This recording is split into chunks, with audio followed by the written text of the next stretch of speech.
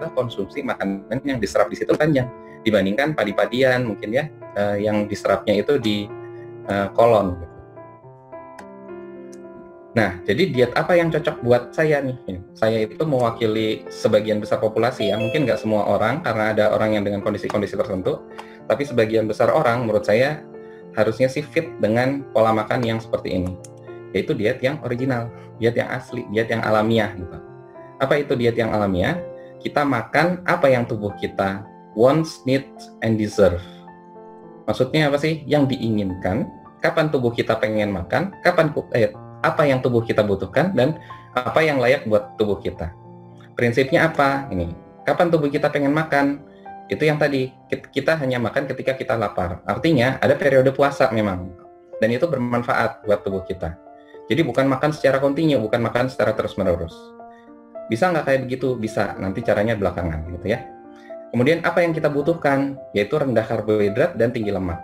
Karena ternyata tadi, tubuh kita itu strukturnya mendukung kita lebih cenderung ke makan daging, meskipun kita omnivora tapi lebih banyak ke karnivoranya ya, makan dagingnya dibandingkan tumbuh-tumbuhan.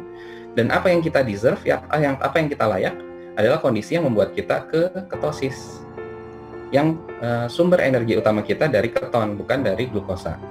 Jadi itu yang saya sebut sebagai pola makan yang seharusnya dikonsumsi oleh kita sebagai manusia normal. Nah, kenapa harus makan karbohidrat? Ini beberapa saya kasih background-nya ya. Kenapa kita harus rendah karbohidrat? Karena kita bisa lihat sini. Ada hormon di tubuh kita yang mungkin sudah sangat populer, namanya insulin. Insulin ini punya respon yang berbeda-beda pada tiap makronutrien, karbohidrat, protein, dan lemak. Kita bisa dilihat, dia responnya paling tinggi itu pada saat mengkonsumsi karbohidrat. Langsung melonjak tinggi, karena dia pengen menurunkan gula darah. Pada konsumsi protein, responnya sedengan. Dan pada saat kita mengkonsumsi lemak, dia responnya sangat minimal gitu. Kenapa ini penting? Karena insulin itu adalah hormon yang sifatnya lipogenik. Lipogenik itu artinya dia membentuk lemak dan merestore lemak, menjaga lemak. Artinya selama ada insulin, kita akan terus membentuk lemak, dan selama ada insulin, lemak tubuh kita yang ada di subkutan dan visceral itu nggak akan dibakar jadi bahan bakar. Jadi yang katanya bakar lemak, selama insulinnya masih tinggi, itu nggak bakal dibakar. Pasti yang dibakar yang masih bersirkulasi di darah gitu ya, terutama glukosa. Jadi itu pentingnya kenapa kita makan rendah karbohidrat supaya kita tidak merangsang sekresi insulin secara terus-menerus. Nah, terus kalau ini ada yang mendebat misalkan, jadi lebih bukannya katanya yang jelek itu lemak dok gitu. Nah ternyata penelitiannya, dan ini nggak cuma 1-2 ya, kalau teman-teman browsing sendiri itu akan menemukan hal-hal yang cenderung mirip gitu ya. Mana yang lebih baik, tinggi lemak atau tinggi karbohidrat? Di sini bisa dilihat yang kuning oranye ini ya. Ini adalah yang low carbohydrate dan high fat. Jadi tinggi lemak. Kita bisa dilihat di sini. Apa sih efeknya ke risiko dari penyakit jantung koroner? 1, dari sisi penurunan berat badan. Dia 2 kali lipat turunnya. Lemak perut turunnya jauh lebih banyak. Glukosa turunnya jauh lebih banyak. Insulin turunnya jauh lebih banyak. Yang naik apa di sini? HDL. HDL kita tahu kolesterol baik kan gitu ya. Jadi HDL naik gitu justru. Kemudian ya semua baik gitu ya. Ada yang khawatir, bukannya kalau misalkan makan lemak kolesterolnya naik dok? Betul, tapi itu kolesterol total, dan kolesterol total itu nggak punya makna apa-apa untuk prediktor penyakit jantung. Yang punya makna itu adalah kolesterol LDL, khususnya kolesterol LDL itu ada 2 tipe. Ada yang small dense, ada yang high dense. Yang small dense itu yang pattern B. Ini mungkin agak rumit ya. Jadi yang kolesterol LDL itu ada yang gede, ada yang kecil. Yang gede itu nggak berbahaya. Sedangkan yang kecil itu yang berbahaya. Karena kolesterol yang small dense, yang kecil itu, atau yang kata lainnya adalah pattern B, ini makin banyak coret-coretan ya di sini ya. Kalau di saya mungkin ada yang iseng-iseng. Nah, jadi yang pattern B ini adalah kolesterol yang nantinya ini yang akan teroksidasi. Dan kolesterol yang teroksidasi itulah yang nantinya bikin penyakit jantung sebetulnya. Jadi kita jarang nih tahu sampai ke situ. Dan kita bisa dilihat di sini secara grafik ya. Apa sih yang bikin kolesterol yang pola B ini meningkat? Nih, makin besar komposisi karbohidrat dalam makanan, si kolesterol yang LDL yang small dense itu makin tinggi. Dan sebaliknya, makin rendah karbohidrat, dia makin turun. makin tinggi komposisi fat dalam makanan,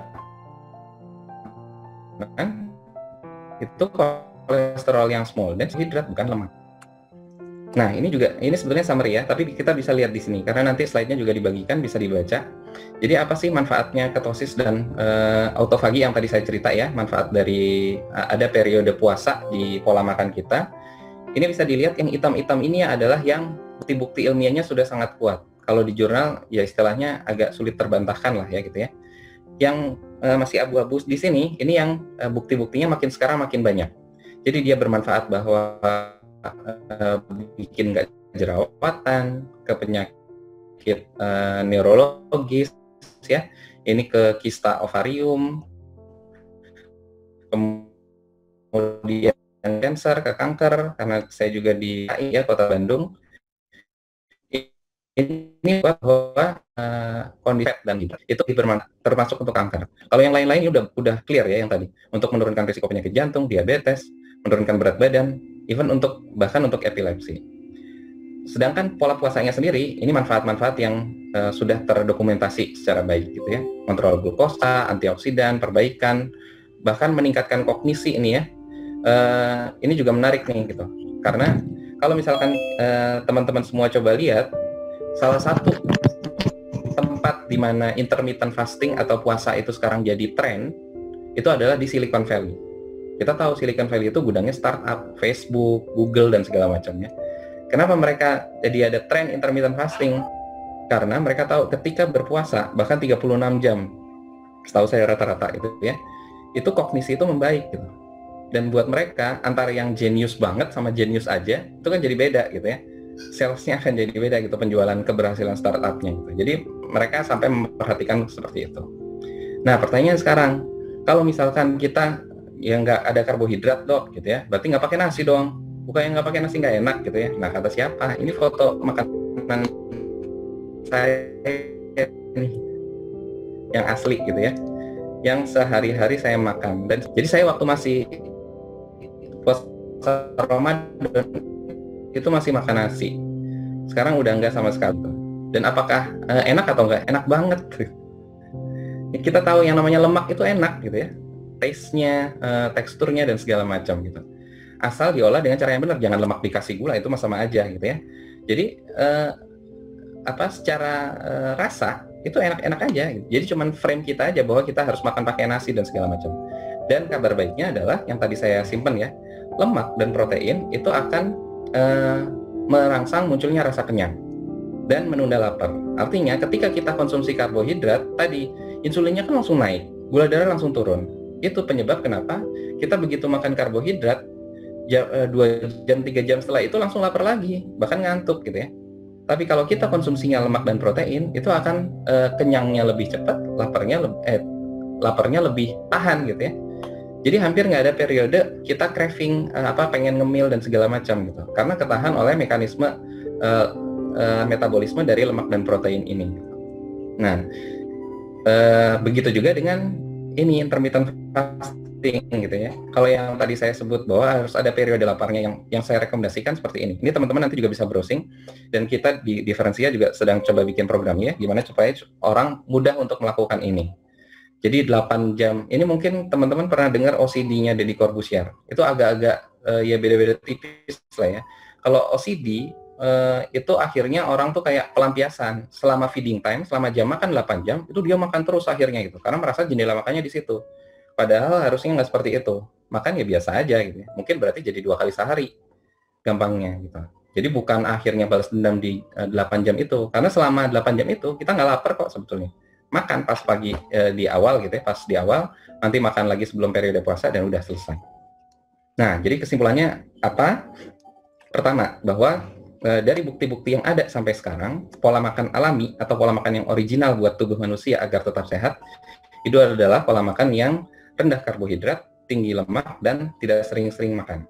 Karena makin sering kita makan, insulin spike, insulin naik lagi, dan otomatis lemaknya akan ditimbun lagi, macam-macam penyakit muncul dan segala macam.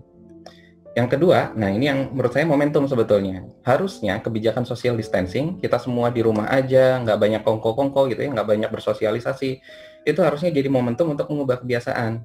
Karena sebetulnya yang sulit menurut saya adalah justru ajakan dari orang lainnya kan gitu. Diajak nih makan malam, diajak nih hangout, makan kemana dan segala macam. Ini mumpung pada di rumah masing-masing, ya dibentuklah kebiasaan itu justru.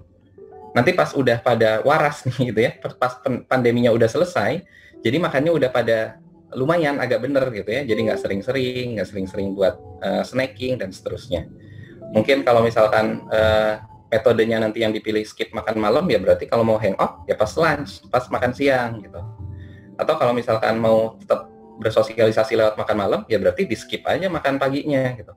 Jadi ada periode puasa yang tadi idealnya 16 jam kalau menurut saya. Nah, dan tips sederhananya adalah kalau mau memulai, ini yang menurut saya paling mudah ya buat orang Indonesia adalah skip makan malam dan minimalisir snack, karena pastikan kita makan tuh kalau lapar ya, jangan pas lagi bete, lagi putus, lagi bosen dan segala macam, tapi pas lagi lapar aja. Dan yang kedua adalah coba hilangkan nasi atau karbohidrat dari makanan kita, ganti dengan lemak atau protein. Mau yang mana duluan, insya Allah sama-sama membantu. Jadi kita mau puasa duluan itu akan membantu kita untuk memudahkan kita untuk ketogenic diet. Dan kalau kita dietnya udah ketogenic, kita less karbohidrat, itu akan memudahkan kita lebih gampang untuk intermittent fasting. Itu kira-kira prinsip utamanya dari saya yang menurut saya paling penting ya. Itu dari saya, mohon maaf kalau waktunya agak kelebihan ya Alifa ya. Mudah-mudahan memberikan ilmu tambahan dan wawasan buat kita semua. Keturunan nanti bisa didiskusikan lagi. Assalamualaikum warahmatullahi wabarakatuh. Waalaikumsalam warahmatullahi wabarakatuh. Wah, lengkap sekali ya pemaparannya. Terima kasih dok. Nah di sini saya akan mencoba untuk mereview hal-hal yang penting, poin-poinnya, dimana tadi sudah dijelaskan juga oleh Dr. Hilmi bahwa angka kematian akibat obesitas ini ternyata lebih banyak 3 kali daripada masalah malnutrisi. Nah, lalu dampak obesitas ini ternyata tidak hanya pada penyakit yang tidak menular, tetapi juga pada penyakit yang menular. Salah satunya pada COVID ini. Nah, lalu pada obesitas, jadi apabila terjadi kondisi peradangan tersebut akan lebih hebat. Nah, lalu imunisasi yang terjadi juga disregulasi sehingga akan menjadi lebih rendah dan kapasitas paru-paru untuk mengembang lebih kecil sehingga lebih berisiko untuk terjadinya COVID. Selain itu, pada saat obesitas terjadi hiperglikemi, lalu respon kekebalan tubuh turun, menutupi paru-paru karena produksi berlebih dari membran hialin.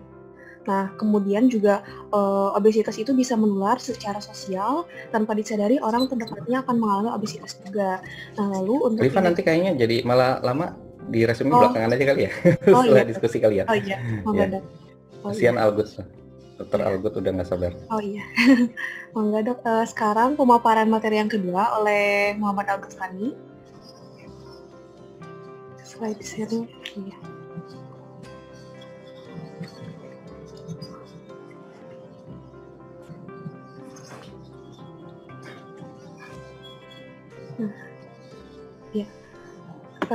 Ya, nama lengkapnya Muhammad Al-Ghazali, di mana untuk skill highlight-nya itu leadership, strong decision maker, inovatif, komunikatif, dan juga service focus.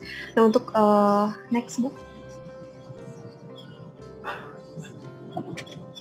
Nah, untuk pendidikannya, beliau melakukan S1 di Fakultas Kedokteran Universitas Islam Bandung pada tahun 2015 sampai 2021 dan sedang melakukan pendidikan Master of Management Hospital di Pascasarjana Universitas Islam Bandung pada tahun 2019 sampai 2021. Nah, untuk pengalaman akademiknya, beliau menjadi juara 2 Regional Medical Olimpiade 2018 cabang neuropsikiatri di Jakarta tahun 2018. Menjadi juara 1 di program kreativitas mahasiswa gagasan tertulis tingkat universitas atau DIKTI dengan judul pemanfaatan limbah kulit udang sebagai solusi tuberkulosis kebat obat melalui inhaler nanopartikel obat anti tuberkulosis pada tahun 2018. Juga mahasiswa berprestasi Fakultas Kedokteran Unisba angkatan 2015 pada tahun 2017 menjadi peringkat 4 angkatan pada yudisium kenaikan tingkat angkatan 2015 tahun pelajaran 2016-2017 pada tahun 2017 penerima beasiswa DIKTI bantuan peningkatan prestasi akademik Universitas Islam Bandung pada tahun 2017 Lalu peserta Indonesian International Medical Olympiade pada tahun 2017 di Universitas Sumatera Utara, Medan pada tahun 2017, peserta Indonesian International Medical Olympiade pada tahun 2018 di Universitas Gadjah Mada, Yogyakarta pada tahun 2018, peserta Regional Medical Olympiade 2017 pada Universitas Kristen Wacana Jakarta 2017, dan juga peserta Olimpiade peserta Respiquis 2018 di The Society of Respiratory Care Indonesia atau Respina di Jakarta tahun 2018. Kepada Saudara Algut dipersilahkan untuk pemaparan materinya. Alifa, Bismillahirrahmanirrahim. Sorry Arba, mungkin saya aja yang share screen, Mbak. Udah diedit lagi PPT-nya.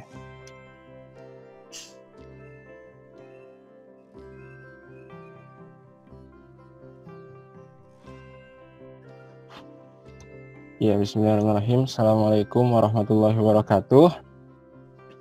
Perkenalkan, nama saya Muhammad Algut Fani. Saya merupakan mahasiswa kedokteran Fakultas Kedokteran Universitas Islam Bandung dan sekarang masih menjadi mahasiswa di Fakultas Kedokteran Universitas Islam Bandung. Di sini mungkin kalau tadi mungkin Dr. Hilmi lebih sharing mengenai bagaimana pola makan yang baik gitu ya untuk kita agar bisa mengatur pola berat badan kita. Di sini saya mungkin lebih memaparkan gitu ya, sharing mengenai pengalaman saya pribadi mungkin mengenai aktivitas fisik yang mungkin saya lakukan, terutama sebelumnya yang saya biasa lakukan di tempat fitness gitu ya atau tempat gym, tapi sekarang saya harus melakukannya di rumah karena keadaan pandemi virus coronavirus 2019 ini.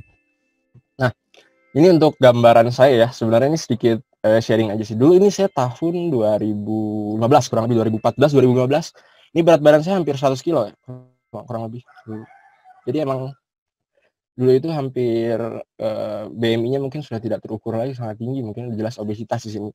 Terus di sini tuh saya meyakinkan diri gitu ya, harus berubah, harus bisa untuk menurunkan berat badan. Dan dalam waktu kurang lebih sekitar 1 tahun lebih gitu ya, hampir 2 tahun, sekitar tahun 2017 nih saya sudah berhasil menurunkan berat badan ya, kurang lebih hampir 25 kilo kurang lebih untuk berhasil menurunkan berat badannya. Mungkin di sini saya lebih sharingnya bukan bagaimana cara menurunkan berat badannya, tetapi bagaimana sih yang biasa saya melakukan di tempat fitness gitu ya, tapi sekarang saya harus melakukannya di rumah gitu untuk aktivitas fisiknya. Nah, di sini saya harus men-sharing terlebih dahulu mengenai prinsip olahraga yang baik dan benar. Di sini merupakan saya diambil dari Kemenkes. Sebenarnya prinsip yang sudah diberikan oleh Kemenkes sendiri itu sudah benar gitu. Tinggal kitanya saja yang bagaimana agar kita dapat mempraktekannya dengan benar. Pertama, prinsip pertamanya adalah bagaimana kita melakukan olahraga harus dengan sebaik mungkin. Apa yang disebut dengan baik itu? Pertama daripada jumlah waktunya. Waktu yang kita harus lakukan dalam sekali kita melakukan olahraga minimal itu adalah 30 menit. Minimal ya. Kalau maksimal, mangga diserahkan ke teman-teman semua gitu. Bagaimana? Tapi jangan terlalu berlebih juga. Tapi minimal kita harus melakukannya sebanyak 30 menit. Lalu yang kedua, harus dilakukan pemanasan dan juga pendinginan. Pemanasan sendiri itu kurang lebih sekitar 5-10 menit. Kurang lebih sekitar 5 menit. Jangan sampai kalau misalkan kita olahraga gitu ya, dia tidak melakukan pemanasan atau pendinginan. Nantinya malah bukan memberikan efek sehat gitu ya buat tubuh kita, malah nantinya akan memberikan efek-efek lain gitu, seperti misalnya kram-kram di otot atau sakit-sakit badan nantinya gitu. Nah ini sangat penting juga. Lalu yang kedua adalah mengenai benar.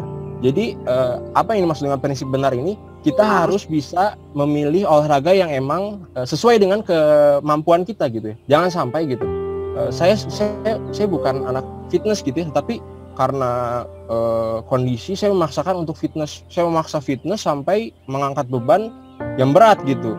Dan nanti akhirnya malah nggak akan menimbulkan apa-apa gitu. Yang baik itu adalah kita memilih sesuai dengan hobi kita atau kesenangan kita. Kita olahraga sendiri itu banyak pilihan, bukan hanya memilih misalkan kita harus ngambil fitness atau misalkan kita basket, bola, itu ada banyak pilihannya.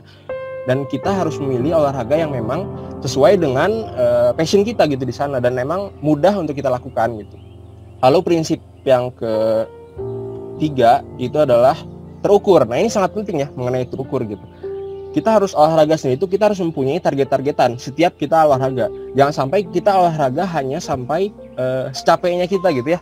kalau kita prinsip kita hanya sampai capeknya kita gitu, nanti mindset kita gitu ya, pikiran kita sendiri itu hanya akan mudah capek gitu. Jadi nanti saat kita olahraga langsung capek, berhenti, nanti olahraga tidak dilanjutkan gitu. Nah di sini harus penting faktor yang terukur ini. Misal target kita gitu ya, kan prinsip olahraga sendiri itu ada 2 macam. Ada olahraga endurance dan ada olahraga strength. Misal kita prinsip ambil yang olahraga endurance. Untuk olahraga endurance misal kita targetkan olahraganya 30 menit misal. Itu merupakan target yang harus kita capai gitu. Jangan sampai kita olahraga misalnya lari. Kita olahraga lari sampai secapeknya kita, nanti kurang lebih baru beberapa meter udah capek, udah selesai jalan gitu. Nah itu paling nggak boleh itu. Makanya di sini faktor terukur itu sangat penting gitu. Makanya di sini kita harus menentukan target yang ingin kita capai. Misal kita mau olahraga lari, minimal kita 30 menit lari terus menerus, jangan sampai berhenti. Nah itu merupakan suatu target yang harus terukur. Lalu faktor yang keempat itu adalah mengenai teratur. Apa yang dimaksud dengan teratur? Jadi kalau misalnya di dalam Islam itu disebutnya adalah istiqomah gitu ya. Jadi apa yang dimaksud dengan istiqomah itu adalah kita melakukan secara terus menerus dan juga jangan mudah menyerah gitu. Jangan sampai kalau kita misalnya olahraga seminggu teh ada yang 2 kali, ada yang 3 kali, ada yang 1 kali gitu. Kita istiqomahkan. Misalnya kita mau yakin gitu ya, 1 minggu kita mau olahraga sebanyak 3 kali, maka kita harus tanamkan dalam diri kita gitu, kita harus olahraga sebanyak 3 kali dalam 1 minggu. Itu merupakan satu faktor yang penting gitu. Karena kalau misalkan kita tidak istiqomah gitu, misalkan seminggu ini kita olahraga 3 kali, atau seminggu depan kita udah gak olahraga lagi, minggu depan lagi kita udah gak olahraga lagi. Nah itu efek ataupun hasilnya mungkin ya, hasilnya sendiri itu mungkin tidak akan ada gitu dalam diri kita gitu. Nah satu lagi yang paling penting, jangan jadikan gitu ya untuk olahraga, aktivitas fisik. Mungkin tadi program-program yang sudah dipaparkan oleh Dr. Hilmi mengenai pengaturan pola makan sehat itu jangan dijadikan suatu program. Maksudnya apa gitu ya? Jangan sampai kita memikirkan dalam jangka waktu tertentu. Misalkan kita mau program dalam waktu 3 bulan gitu ya. Nanti setelah 3 bulan itu kita bakal berhenti melaksanakan program, kita akan kembali ke pola hidup kita yang lama nantinya akhir-akhirnya. Makanya baiknya itu kita harus menanamkan bahwa kita harus melakukan aktivitas fisik, pengaturan pola makan sehat itu seumur hidup kita. Tujuan utamanya adalah untuk menjaga terus-menerus gitu sampai nanti. Tapi misalkan kita dalam waktu tertentu gitu ya, suatu program dalam waktu tertentu, nantinya setelah program itu selesai kita akan kembali lagi ke keadaan semula gitu. Mungkin kalau yang sebelumnya tadi berat 90, berhasil menurunkan sampai 25, setelah 3 bulan program itu kembali lagi ke pola hidup yang lama, akan kembali lagi berat badannya menjadi kurang lebih seperti yang lama lagi gitu. Makanya kita harus menanamkan bahwa keteraturan ini merupakan sesuatu yang penting dalam aktivitas fisik ataupun mengatur daripada pola makan kita. Nah, ini adalah satu faktor yang paling penting lagi mengenai faktor lingkungan. Jadi untuk lingkungan sendiri kita harus bisa mencari teman-teman gitu, teman-teman yang sama mungkinnya satu visi, satu misi dengan kita untuk berusaha untuk menurunkan berat badan, baik itu dengan pengelolaan berat badan ataupun pengaturan pola makan ataupun aktivitas fisik. Kita harus punya lingkungan ataupun kita punya teman-teman lain gitu, dimana nanti teman-teman tersebut akan saling mengingatkan saat ada satu orang yang malas gitu ya, dimana yang lainnya masih semangat, dia akan saling mengajak untuk teman-teman yang cukup malas gitu untuk kembali lagi untuk bisa olahraga. Nah ini lingkungan juga sangat penting gitu buat teman-teman semua. Jadi kalau misalnya teman-teman mau berusaha untuk menurunkan berat badan, cari teman-teman yang satu visi di lingkungan teman-teman semua untuk bareng-bareng gitu ya, untuk menargetkan target-target yang sudah dicapai. Nah ini untuk mungkin pada saat sekarang ini yang kita bahas adalah bagaimana sih saat kita olahraga ini pada saat pandemi. Jadi untuk prinsip olahraga saat pandemi sendiri itu pertama bukan hanya menurunkan berat badan saja, tetapi di sini yang paling penting sendiri itu dia akan meningkatkan daripada daya tahan tubuh seseorang, di mana saat terjadinya pandemi virus COVID-19 ini, dengan kita berolahraga akan meningkatkan sistem imun kita sehingga nantinya akan menurunkan resiko kita untuk terinfeksi daripada virus COVID-19 ini. Nah untuk prinsip daripada olahraga sendiri itu terbagi menjadi 2 macam.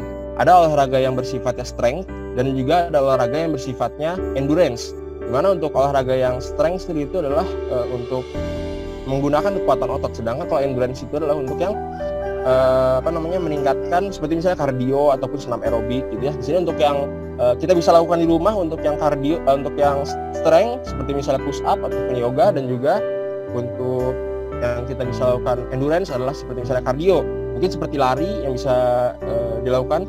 Seperti saya pribadi gitu ya, saya lakukan dua-duanya. saya melakukan olahraga strength selama di rumah ya, selama WFH. Saya melakukan olahraga strength dan juga saya melakukan olahraga endurance.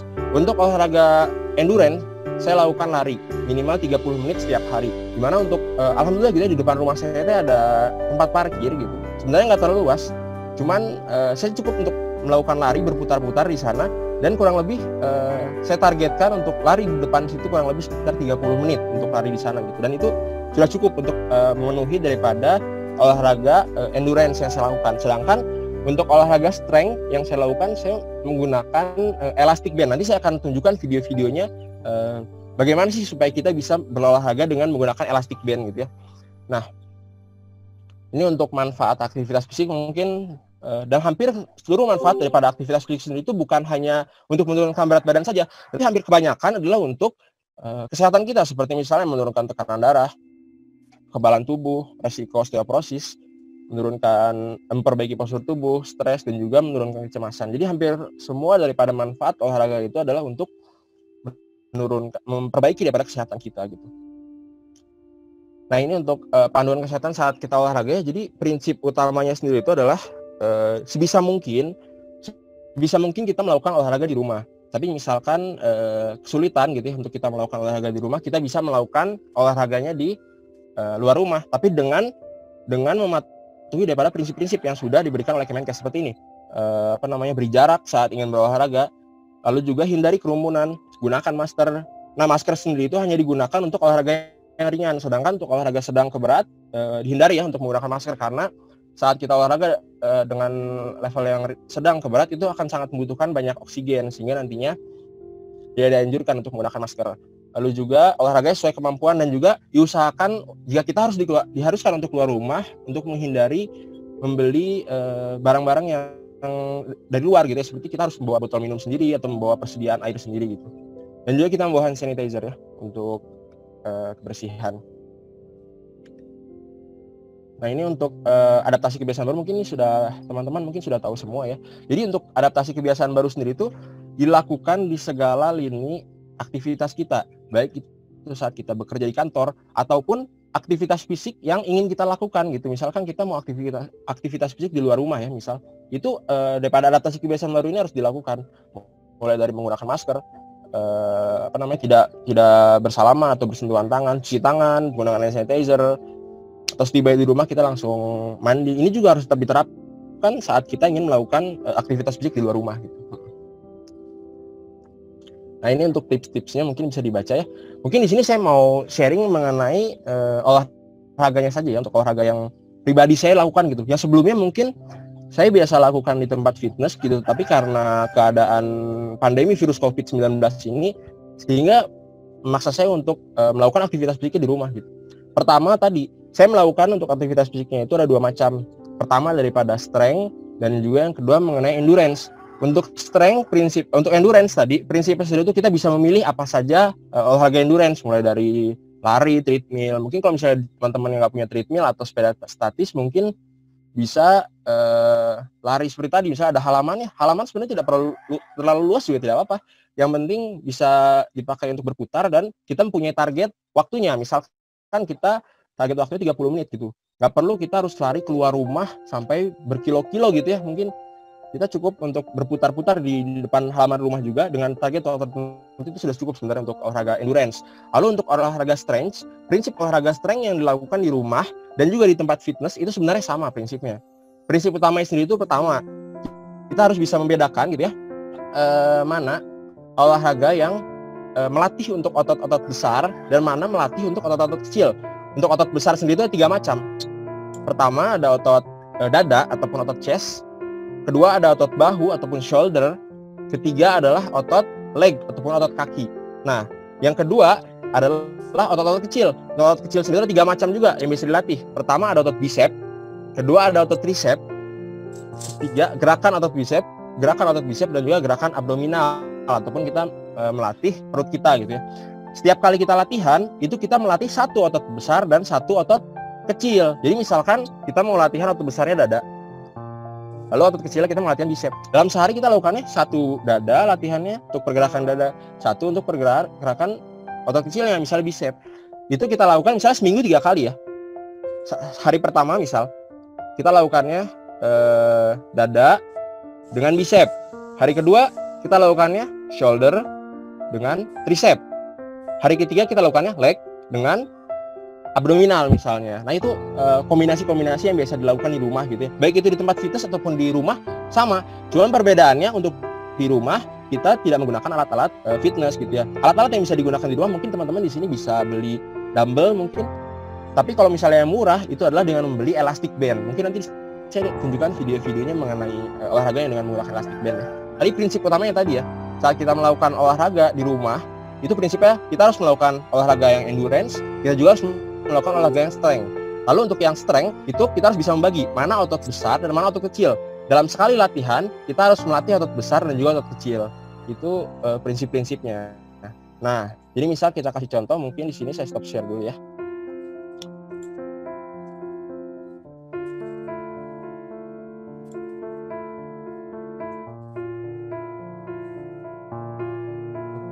Nah ini ya. Nah ini sebenarnya teman-teman bisa lihat ya di Instagram sudah banyak influencer-influencer yang sudah menunjukkan gitu ya teknik-teknik yang bisa kita lakukan di rumah gitu. Dimana yang penting kita harus tahu prinsip tadi, mana olahraga yang emang menggunakan otot-otot dada, mana olahraga yang emang menggunakan otot-otot bahu, mana olahraga yang menggunakan otot-otot kaki gitu ya, leg, mana juga olahraga yang menggunakan otot bicep, mana juga yang tricep dan juga mana yang abdominal. Nah sebagai contoh untuk kita melatih, misalkan hari pertama kita ingin melatih otot dada ya, berarti kita yang bisa kita lakukan contohnya itu adalah seperti push up.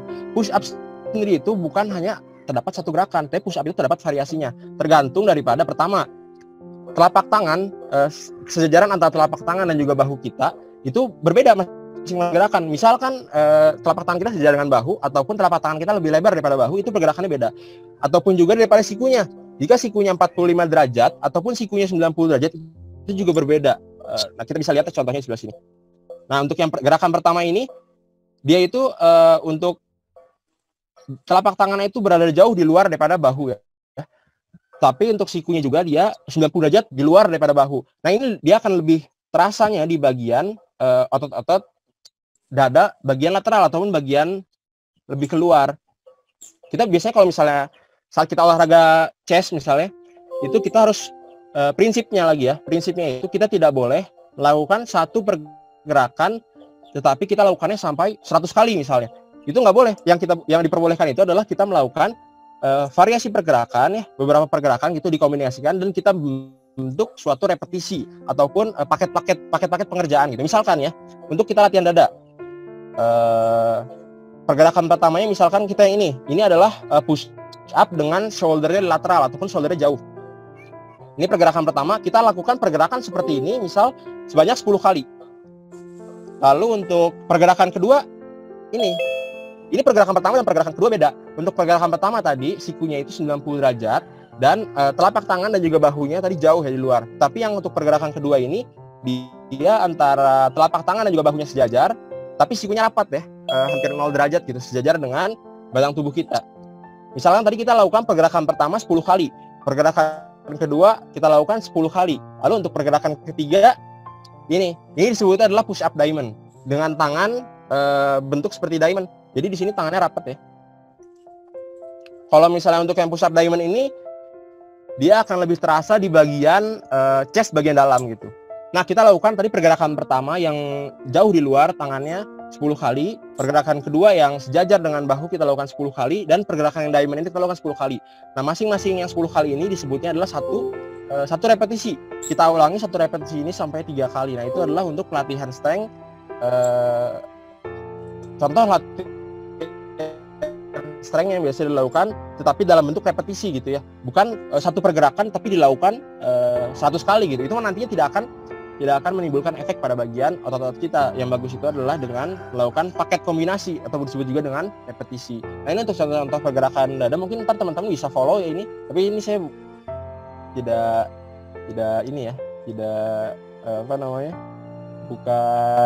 bukan mempromosikan dia gitu ya. Ini mah teman-teman boleh bisa cari di Instagram, sangat banyak gitu. Nah, ini disebutnya adalah decline. Untuk push up decline itu lebih terasanya di bagian dada bagian bawah karena kaki kita berada di atas. Ini untuk incline. Bisa kalian nonton. Nah, ini juga ada lagi untuk yang biasa saya lihat ya, untuk latihan olahraganya. Sorry. Nah, ini untuk yang latihan dengan menggunakan elastic band. Sebenarnya kalau misalnya ditanya ya lebih mending menggunakan elastic band atau menggunakan dumbbell. Kalau dumbbell itu kisaran harganya ya, kalau teman-teman cari di Tokopedia ataupun di toko-toko olahraga itu dumbbell cukup mahal. Yang berat 3 kg saja itu kurang lebih sekitar 300.000, 400.000 itu yang berat 3 kg. Tapi kalau misalnya elastic band yang panjang kayak gini, ini kurang lebih harganya sekitar 200.000. Jadi sebenarnya lebih menguntungkan jika teman-teman menggunakan elastic band karena harganya lebih murah dan juga lebih mudah penggunaannya gitu ya. Nah, ini untuk contoh pergerakan pada bagian shoulder. Jadi shoulder sendiri itu lebih terasa di bagian otot-otot deltoid sampai ke otot bicep juga, sampai ke trapezius bagian belakang. Ini untuk sama, ini juga lateral. Ini untuk otot-otot bagian deltoid ya di sini. Nah, sebenarnya teman-teman prinsipnya seperti itu. Tadi yang saya ulangi lagi ya, prinsip utama istri itu kita harus tahu terlebih dahulu. Saat kita melakukan olahraga strength, prinsip istri itu kita harus bisa membagi mana otot besar dan mana otot kecil. Dan satu kali kita melakukan latihan, itu kita satu melakukan otot besar latihannya dan satu melakukan latihan yang otot kecil. Kita kombinasikan dan juga kita melakukannya variasi pergerakannya. Jangan sampai kita melakukannya satu pergerakan tetapi sampai 100 kali. Kita lakukan beberapa pergerakan, lalu kita bentuk repetisi dan kita ulang repetisinya. Untuk prinsip olahraga seperti itu mungkin.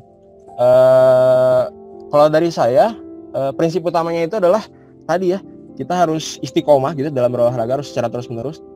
Kita lakukan dua olahraga yang benar, baik itu strength ataupun endurance. Dan juga untuk yang strength-nya, kita lakukan dengan prinsip-prinsip yang tadi. Kita harus bisa membedakan mana otot-otot tadi dan kita lakukan kombinasi antara otot-otot tersebut gitu. Mungkin dari saya sekian ya kepada saudara Ipai. Terima kasih. Terima kasih untuk Albert Fani untuk pemaparannya, sangat jelas sekali ya teman-teman. Nah, sekarang kita masuk ke sesi tanya jawab. Di sini alhamdulillah sudah banyak ya pertanyaan yang masuk. Yang pertama dari Pak Yusef. Pertanyaannya, bagaimana cara mengendalikan nafsu makan, lalu apa efek samping penggunaan obat ataupun herbal penurun berat badan?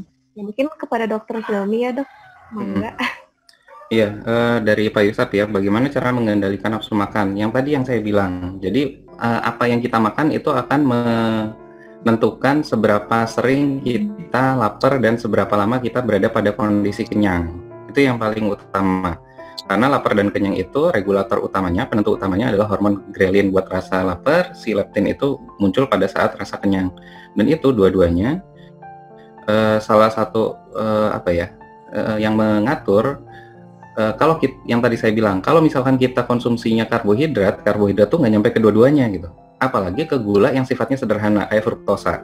Coba yang paling gula sederhana yang paling sering kita ketemu di mana sih?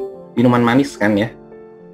Coca-Cola dan teman-temannya gitu ya, bahkan kopi kopi yang sifatnya digunting itu kan sebetulnya minuman manis ya, bukan kopi gitu. Kalau kita lihat komposisinya tuh perisa kopi, jadi kopinya sebenarnya dikit banget, yang banyaknya itu adalah si high fructose corn syrup gitu. Jadi dia sebetulnya pemanis buatan gitu. Nah, pemanis buatan itu dia nggak sama sekali tidak menimbulkan rasa kenyang gitu. Jadi ketika kita konsumsinya terlalu banyak gula itu nggak akan kontrol. Jadi otomatis gimana caranya? Kalau saran saya, perbanyak konsumsi lemak sama protein, itu rasa laparnya akan jauh lebih berkurang. Nah, gimana dengan herbal? Saya nggak tahu ya, karena herbal ini kadang-kadang emang agak tricky. Uji klinis yang nggak terlalu banyak, klaimnya berlebihan, dan kalau kita lihat proses bikinnya sebetulnya, ya bukan saya mengkerdilkan ya, tapi di beberapa liputan yang saya tahu, proses bikinnya itu agak-agak nggak terstandar biasanya. Masukinnya tembangannya sekenanya gitu ya. Terus prosesnya masih sering sangat manual dan segala macam. Jadi kalau klaimnya terlalu berlebihan, saya sih agak ya kasarnya mungkin agak skeptis ya. Itu harus dilihat juga gitu. Karena kadang-kadang klaimnya terlalu banyak, bisa buat ini, itu dan segala macam. Kalau saya sih sampai sekarang dari apa yang saya baca, yang sebetulnya khasiatnya bisa kemana-mana ya, itu cuman satu aktivitas, intermittent fasting gitu, cuman puasa aja yang bisa kayak iklan-iklannya orang herbal gitu.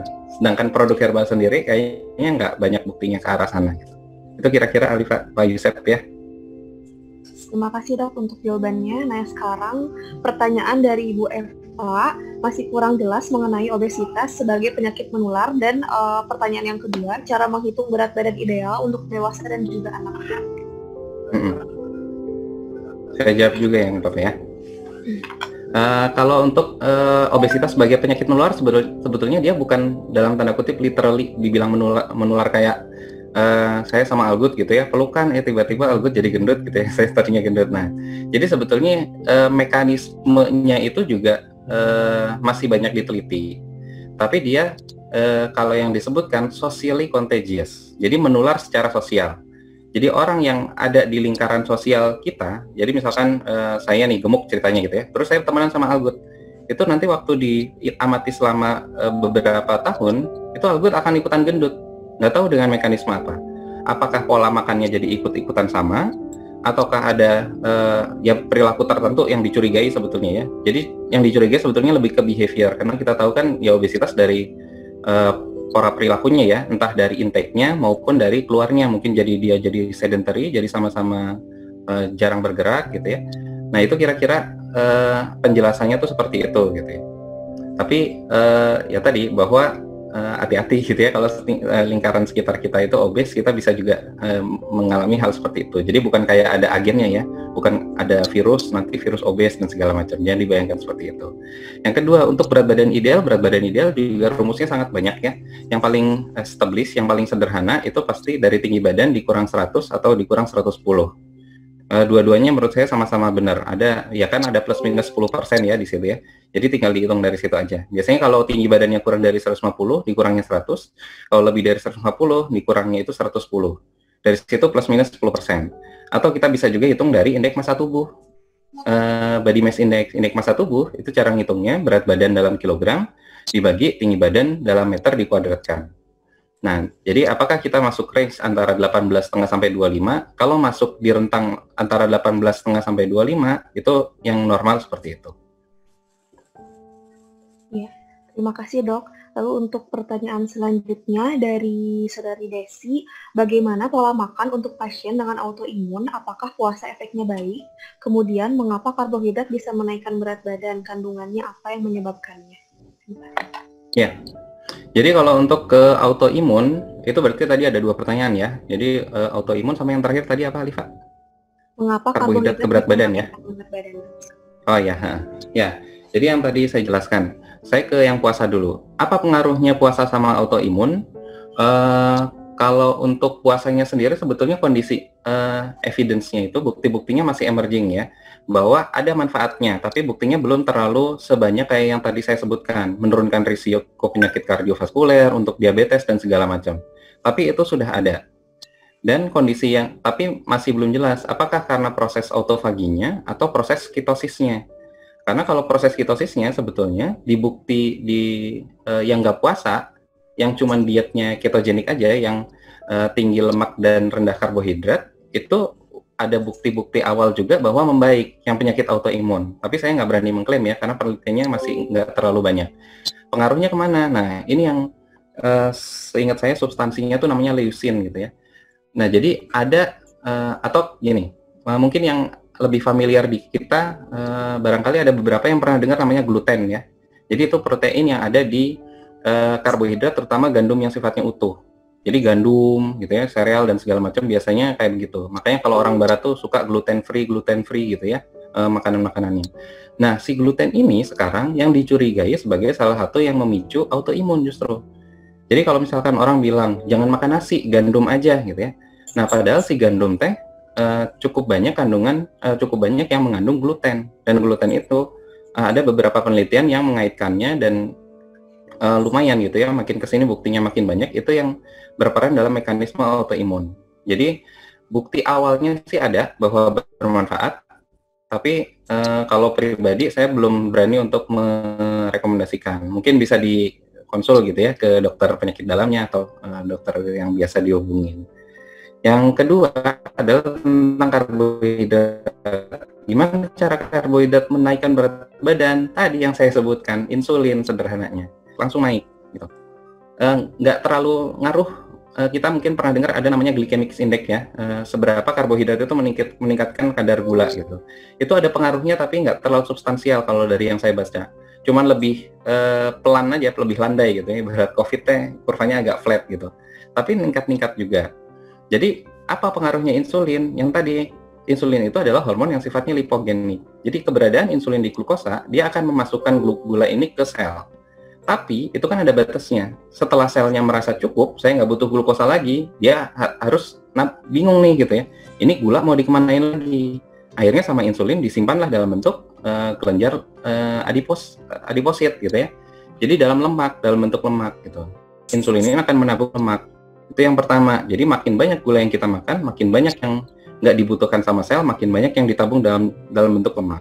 Yang kedua, dengan adanya insulin terus-terusan gara-gara kita makan glukosa, si insulin ini berperan di sisi yang lain lagi. Dia menghambat pemecahan lemak dari tubuh.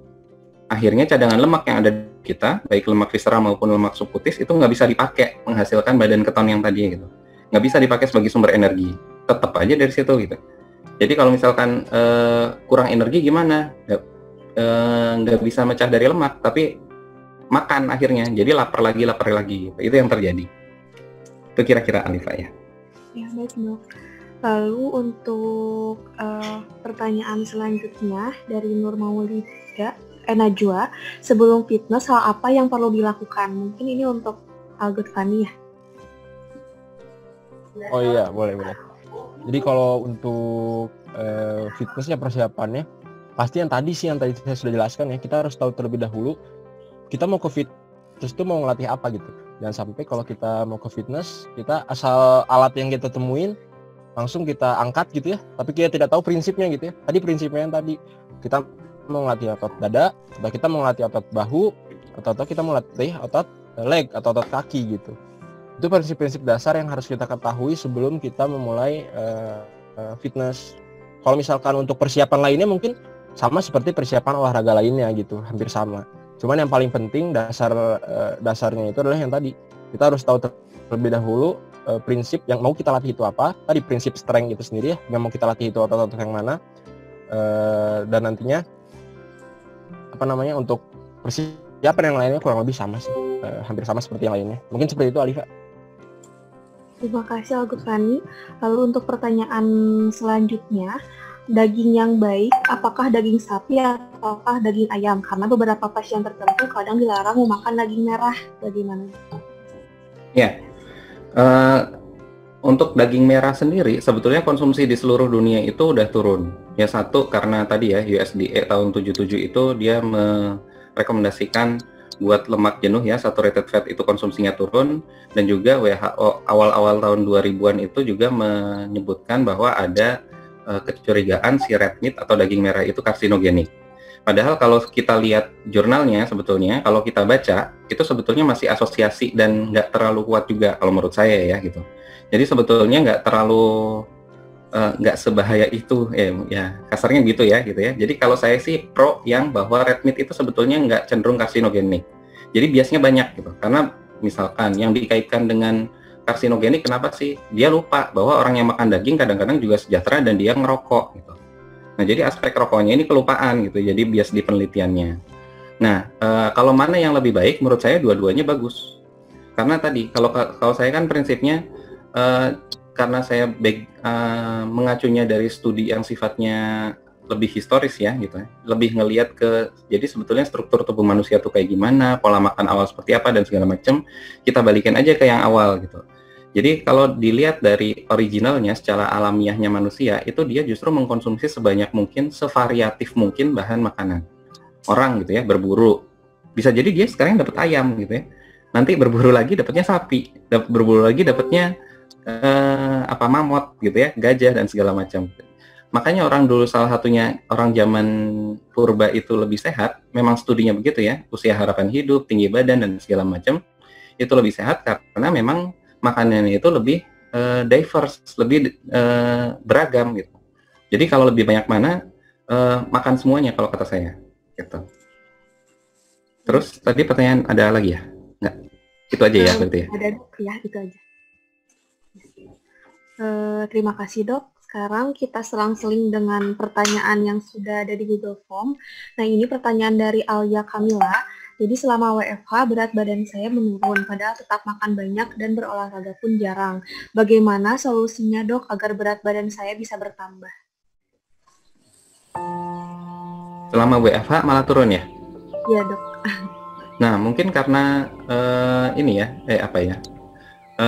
jadi gini, kalau yang tadi hipotesis yang saya sampaikan di awal bahwa sebetulnya ketika sebetulnya kita nggak terlalu perlu ngitung kalori karena memang tubuh kita itu bisa me-adjust atau menyesuaikan kebutuhan kalori dengan apa yang dikeluarkan oleh tubuh.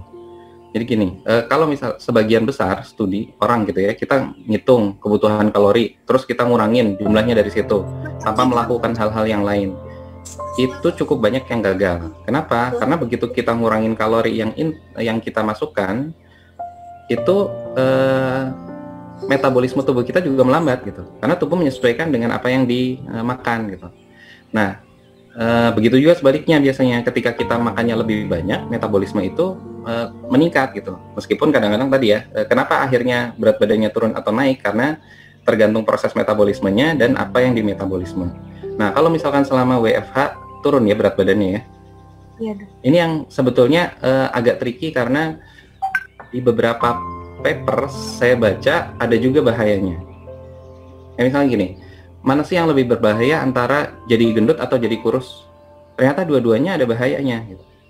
Makanya orang yang underweight, orang yang punya lingkar pinggang terlalu, malah saya pernah baca papernya itu di Indonesia ya, penelitiannya di Indonesia. Orang yang salah satu usia harapan hidupnya paling rendah itu adalah yang yang lingkar pinggangnya itu jauh lebih kecil. Jadi kalau terlalu kurus juga nggak bagus.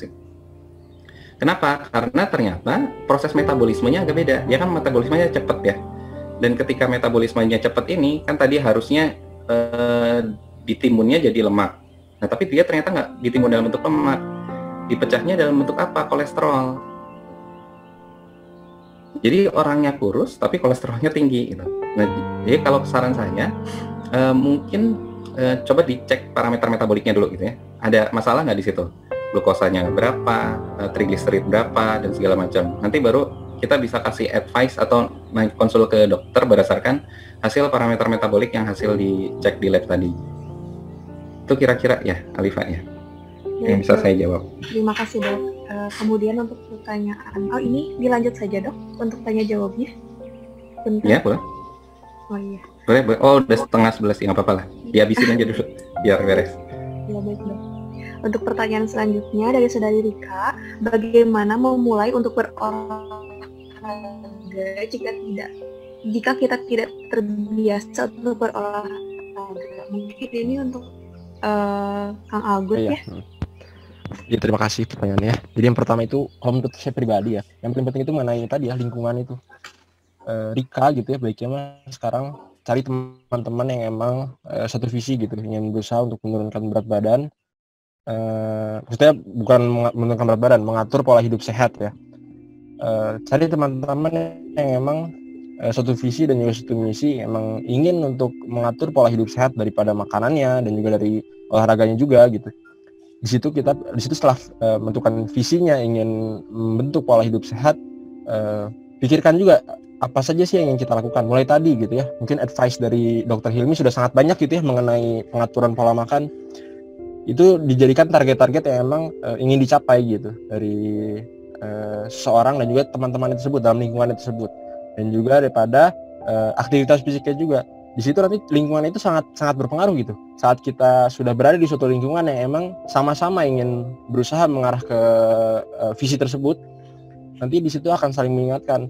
Dan insya Allah nantinya saat ada seorang yang malas gitu ya, dan yang lainnya masih tetap berjalan gitu visinya, nanti akan saling mengingatkan satu sama lain gitu. Jadi di sini baiknya cari dulu teman-teman yang emang berusaha emang ingin menuju ke arah yang sama gitu ya, untuk mengatur pola hidup sehat ini. Lalu yang kedua, tanamkan bahwa pola hidup sehat itu bukan suatu program. Karena kalau misalkan kita berpikir pola hidup itu hanya suatu program tertentu dalam jangka waktu tertentu, itu salah besar gitu. Nantinya setelah kita melaksanakan program tersebut, kita akan kembali lagi seperti keadaan semula. Jadi baiknya pola hidup sehat tersebut kita tanamkan dan kita jadikan kebiasaan kita seumur hidup sampai kita tua nanti gitu ya, mulai dari aktivitas fisiknya ataupun juga daripada pengaturan pola makannya juga gitu ya. Terus untuk pengaturan olahraganya juga tadi menggunakan 2 prinsip yang tadi. Bisa dipilih bebas, olahraga itu ada banyak macamnya, dan gunakan olahraga yang memang passion kita gitu, ataupun kita nyaman, kita mudah untuk melakukannya. Jangan sampai kita memaksakan untuk pengen fitness misalnya, tetapi jarak tempat fitness dari rumahnya 1 jam misal. Itu kan terlalu berat ya buat kita mungkin ya, nanti terlalu malas gitu untuk berangkat ke tempat gymnya aja 1 jam gitu ya. Misalkan ternyata di depan rumah kita ada lapangan dan kita bisa menggunakan misalnya untuk olahraga seperti lari ataupun olahraga bola, menggunakan olahraga yang emang mudah untuk dilakukan gitu. Jangan sampai memaksakan diri untuk mencapai suatu olahraga tertentu tapi hasilnya tidak maksimal nantinya gitu. Mungkin dari saya seperti itu. Mungkin dari Dr. Hilmi ada tambahan, Dok? Iya, saya nambahin dikit ya. Saya sebetulnya sepakat sekali sama yang dibilang Algut ya. Kalau di teori promosi kesehatan ya, kalau saya ngajar kan sering saya ulang-ulang bahwa perubahan perilaku itu prinsipnya cuma 3, mau, mampu, dan sempat. Capability, opportunity, sama motivation. Biasanya kita sering kali mau sama mampunya itu udah ada gitu, tapi sempatnya itu yang nggak ada. Nah itu yang tadi dibilang sama Algut, lingkungannya. Karena kesempatan itu ada physical opportunity, ada social opportunity. Nah social opportunity ini yang sering kali miss nih gitu ya, bahwa kita nggak punya sistem sosial yang mendukung, teman-temannya pada nggak olahraga gitu ya, terus kita olahraga cici lari ya. Nah yang kayak begitu yang bikin jadi menghambat gitu. Itu jadi saya sepakat dengan yang disampaikan Algut. Yang kedua, yang perlu digarisbawahi tadi juga sama, bahwa ini harus dijadikan pattern seumur hidup. Yang saya sampaikan di sini, yang saya sebut sebagai diet alami tadi ya, yang pola makan originalnya manusia, itu untuk dilakukan seumur hidup. Mungkin nggak? Mungkin gitu. Justru saya rekomendasikan itu karena itu mungkin untuk dilakukan seumur hidup. Kita makan 2 kali sehari misalkan ya, kayak yang sekarang saya jalanin gitu. Saya makan sarapan sama makan siang, maksimal jam 2 siang saya udah berhenti, nggak makan lagi. Mungkin nggak itu? Mungkin banget gitu. Terus makannya nggak pakai nasi, mungkin nggak? Mungkin.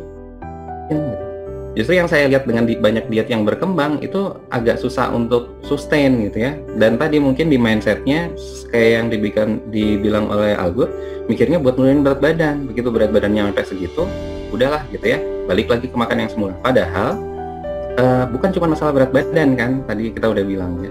Ketika kita udah kurus tapi makannya balik lagi dengan tinggi karbohidrat, maka bahaya yang lain yang mengintai gitu, akibat dari level insulin yang terus-menerus tinggi. Nanti kita akan berisiko kanker, kita akan berisiko diabetes, kita akan berisiko sakit jantung dan segala macam. Bahkan meskipun kondisi berat badan kita masih terkontrol gitu. Karena kenapa bisa berat badannya nggak naik, Dok? Karena ketika itu mungkin metabolisme kita udah meningkat, seperti yang dilakukan Algut gitu ya. Massa ototnya udah banyak, metabolismenya tinggi, jadi makannya bisa agak banyak gitu. Tapi ketika makannya berlebihan lagi dan terlalu banyak gula yang masuk, otomatis ya secara berat badan nggak naik gitu, tapi secara risiko kesehatan tetap naik. Aslinya seperti itu. Gitu kira-kira Alfa. Bagus pertanyaan. Terima kasih untuk Kang Algut dan Dr. Hilmi. Ini ada pertanyaan lagi dari Bapak Hanif. Untuk usia 58 tahun dan menderita osteoartritis stage 1, di mana gerak terbatas tetapi diminta untuk menurunkan berat badan. Apakah ada rekomendasi food combining? Terima kasih. Ya, dari Kang Hanif ya, ini teman saya juga nih. Ya, jadi kalau 58 tahun, terus osteoartritis, itu saya juga dulu sering banget dapat pasien kayak begitu gitu ya. Dan ini makanya sad story-nya kenapa saya juga senang sharing soal ini ya, karena tahu nggak siapa kalangan yang paling banyak obesitas di Indonesia? Ibu-ibu, perempuan terutama yang ada di desa gitu. Bukan artinya mungkin keluarganya, orang tuanya Kang Hanif di desa ya, tapi penelitiannya itu, orang yang paling banyak obesitas di Indonesia adalah perempuan yang tinggal di desa. Apalagi yang sosioekonominya jauh relatif lebih rendah. Karena ya tadi mungkin ya, yang bergizi-bergizi sudah diambil sama anaknya sama suaminya. Dia kebagiannya nasi, lauknya bala-bala gitu, sama mie mungkin kadang-kadang gitu. Jadi full karbohidrat semua satu piring. Itu yang makanya prihatin. Padahal kalau misalkan bisa di-arrange ya, dengan uangnya ada, bisa kok beli yang lauk aja gitu, nggak usah beli nasi sekalian gitu. Ekstrimnya seperti itu. Nah, gimana dengan orang yang OA? Memang rada paling susahnya, paling trikinya itu adalah tantangan untuk menurunkan berat badan. Dulu saya bilang ke pasien juga sama, ya diplomatis lah ya gitu ya. Karena saya belum melihat sendiri buktinya yang proven, gimana yang akhirnya berhasil menurunkan berat badan. Jurnalnya sih saya lihat gitu ya, tapi bukti aslinya belum ada gitu. Tapi setelah sekarang ya saya sendiri mengalami, saya ngelihat orang lain dan saya makin baca jurnalnya makin banyak, solusinya sama. Ketogenik itu ada jurnalnya yang langsung ke osteoartritis. Dengan saya udah pernah baca ya, dan buktinya cukup established gitu. Jadi dengan, apalagi di orang tua, karena orang tua itu kalau kita lihat ya, body composition-nya berubah. Mungkin nanti Argo bisa nambahin. Komposisi tubuhnya orang tua itu jadi lebih banyak fat, lebih banyak lemak dibandingkan massa otot, dibandingkan skeletal mass ya. Kan kita terdiri dari itu ya, lean body mass yang massa tubuh tanpa lemak, sama ada massa lemaknya. Di orang tua itu massa lemaknya lebih besar. Makanya jauh lebih penting untuk menggunakan lemak yang ada di tubuhnya itu sebagai bahan bakar. Jadi pola makannya gimana? Ya ketogenik tadi gitu. Sama intermittent fasting kalau saran saya. Orang tua apalagi ya. Maksudnya orang tua kan lebih gampang untuk mengontrol pola makannya gitu. Lebih gampang untuk nggak makan kalau menurut saya orang tua tuh.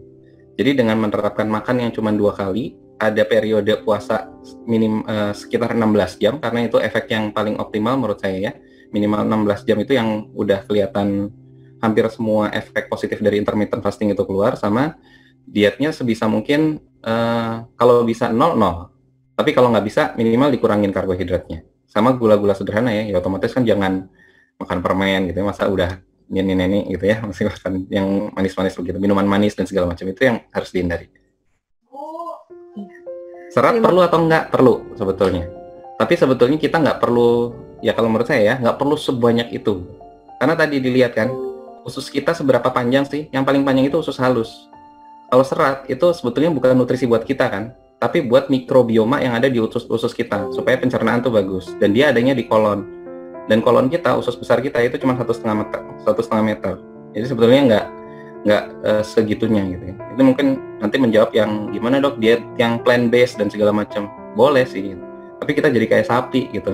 Ngunyah tiap seharian ngunyah nggak berhenti gitu ya. Kalau yang sifatnya plant based. Itu kira-kira. Ya, terima kasih dok. Lanjut lagi dok. Ya. Boleh kalau masih ada jawab aja. Pertanyaan selanjutnya, jadi salah satu peserta bertanya, saat ini saya divonis ada penyumbatan batu empedu yang posisinya di saluran empedu berdasarkan USG, dan saya takut untuk tindakan operasi. Dokter menyarankan untuk menjaga pola makan dan hidup sehat. Adakah pola hidup sehat khusus untuk penderita batu empedu seperti saya? Adakah makanan khusus yang bisa mengurangi sakit pada saat kambuh? Terima kasih dok. Nah, yang ini saya nggak bisa jawab terus terang. Jadi kalau yang spesifik penyakit untuk di batu empedu, saya nggak berani jawab karena saya belum pernah baca jurnalnya ya gitu. Karena kalau misalkan akhirnya saya rekomendasikan dengan diet yang ketogenik, mungkin akhirnya secara common sense, secara logika awamnya jadi nggak nyambung gitu. Karena kan otomatis kalau batu empedu makin banyak makan lemak, empedunya harus sekresi lagi kan gitu, sementara dia kesumbat gitu, jadi nanti makin nyeri. Itu mungkin harus secara spesifik ditanyakan ke dokternya.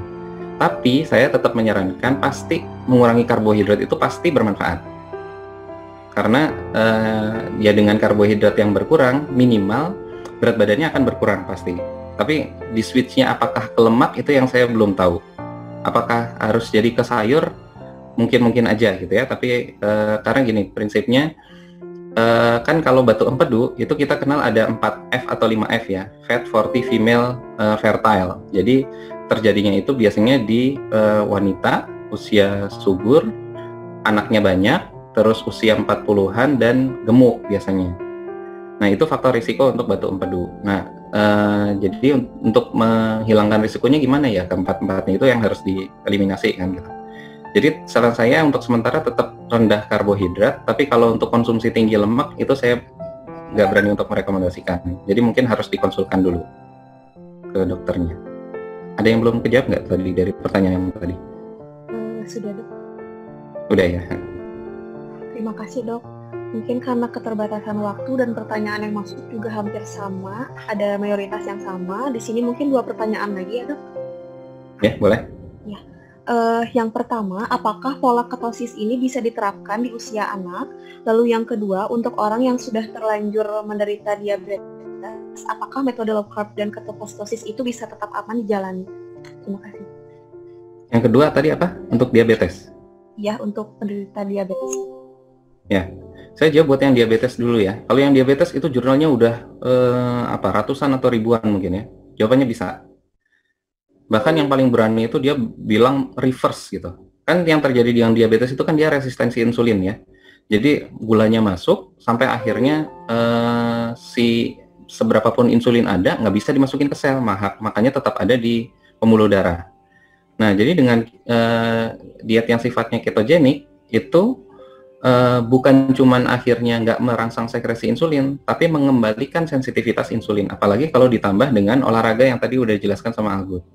Jadi mungkin yang harus di underline, yang harus digarisbawahi di sini, bahwa salah satu manfaat terpenting dari olahraga itu sebetulnya bukan menurunkan berat badan, tapi memperbaiki sensitivitas insulin dan juga meningkatkan massa otot. Dengan massa otot yang tinggi, kita metabolisme basal kita jadi lebih tinggi, lebih bagus. Nah, itu yang bisa nurunin berat badan tuh gara-gara itunya gitu ya, bukan ngebakar waktu lagi olahraganya. Nah, yang kedua buat anak-anak, ini saya juga sama, nggak berani jawab sebetulnya, karena bukti-buktinya belum terlalu banyak. Tapi ide-ide awal udah cukup banyak ke arah sana. Jadi ini jangan dicatat sebagai rekomendasi saya ya. Tapi saya cuma melontarkan idenya aja bahwa gini, kayak yang tadi aja George Cahill tadi, dia menyebutkan bahwa sebetulnya dari lahir juga bayi itu, manusia itu dilahirkan pada kondisi ketosis. Karena begitu lahir, cadangan yang paling banyak ada di tubuhnya apa sih? Kan lemak subkutan. Kenapa kita butuh lemak? Karena lemak itulah yang nanti dipecah jadi nutrisi untuk otak. Kita tahu 1000 HPK, 1000 hari per otak itu konsumsi utamanya pakai keton badis beta hidroksibuktirat, bukan glukosa. Nah, itu satu. Nomor dua, makanannya bayi itu apa pas awal-awal? ASI kan gitu. ASI itu komposisi utamanya ada lemak. Kalaupun ada karbohidrat itu laktosa. Laktosa itu perilakunya sangat-sangat jauh berbeda dibandingkan gula sederhana ya. Dia relatif berbeda dibandingkan karbohidrat yang biasa kita makan. Jadi apakah bisa diterapkan ke anak-anak? Saya agak nggak tahu, tapi dugaan saya justru ya yang tadi, misalkan Indonesia konsumsi karbohidratnya tinggi kan. Tadi ibu-ibunya aja 75%. Anak-anak kita kan juga sama. Begitu dia bisa makan, yang dikasih apa sih pertama kali? Kalau nggak pisang, bubur. Misalkan dibeliin bubur ayam gitu ya. Kalau bubur ayam anaknya lagi nggak mau makan, yang dihabisin ayamnya atau buburnya? Kan buburnya kan karbohidratnya gitu. Nah, karena terlalu banyak karbohidrat itulah akhirnya insulinnya tinggi terus, dan insulin itu berkebalikan aksinya dengan growth hormone, hormon pertumbuhan. Itu yang menjadikan anak-anak Indonesia stunting kalau menurut saya. Dan nanti ketika dia dewasa, kondisinya tetap terus-terusan sama, waktu kecil manifestasinya stunting, waktu besar manifestasinya munculnya adalah penyakit-penyakit kronik. Itu missing link, itu benang merahnya gitu. Tapi apakah direkomendasikan atau enggak, saya belum berani ngomong karena penelitiannya kayaknya belum terlalu banyak. Yang udah banyak di anak itu adalah untuk satu, kanker glioblastoma terutama ya, dan itu efeknya sangat positif. Yang kedua yang udah established juga adalah untuk epilepsi. Itu yang papernya udah sangat banyak. Jadi untuk pengobatan dua penyakit itu udah proven, udah terbukti. Tapi kalau untuk pola makan sehari-hari, kita kayaknya butuh banyak penelitian di situ. Itu Alifa kira-kira. Terima kasih Dok untuk pemaparannya. Baik ya, acara hari ini sudah selesai. Karena keterbatasan waktu, mohon maaf untuk pertanyaan yang belum terjawab. Terima kasih kepada Dr. Hilmi dan juga Kak Algut untuk pemaparan materinya. Semoga ilmunya bermanfaat bagi kita semua. Untuk menutup webinar kali ini, marilah kita mengucapkan istighfar sebanyak 3 kali. Lalu mengucapkan hamdalah, dan ditutup dengan doa akhir majelis. Ya, terima kasih untuk semuanya, antusiasmenya. Wassalamualaikum warahmatullahi wabarakatuh. Waalaikumsalam warahmatullahi wabarakatuh. Ternuhun semua yang sudah hadir. Semuanya.